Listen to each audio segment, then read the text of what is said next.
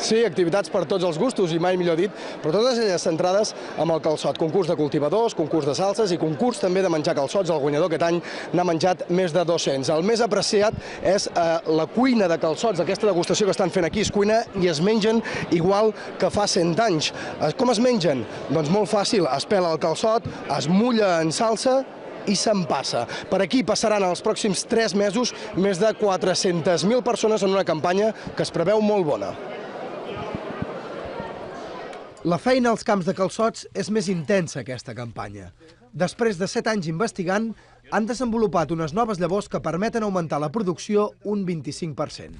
De Tarragona sortiran aquest any més de 70 milions d'aquestes peculiars cebes. Una ceba ja seca que l'hem posat a la terra i a partir d'allí l'hem fet desenvolupar a mitjan reg i anant-lo tapant de terra es converteix en el calçot, que vol dir calçat, que vol dir tapat. La seva història va començar quan un pagès va trobar unes cebes grillades i les va llançar enfadat a les flames. Un segle després, el mateix gest mou 15 milions d'euros. Més que la brasa, els calçots s'han de cremar amb redolta, que és la llenya que queda de la poda de la vinya, però de l'any anterior, o sigui que estigui ben seca, ben eixuta, perquè faci una flama viva i potent per poder rostir el calçot. Les calçotades amb amics i familiars són tot un ritual. Alguns no fan servir guants per notar el tacte de la ceba sucarrimada, però tots utilitzen pitet. Abans de menjar-los, els calçots es mullen amb una salsa feta a base de fruits secs, tomàquet, all, oli, vinagre i espècies.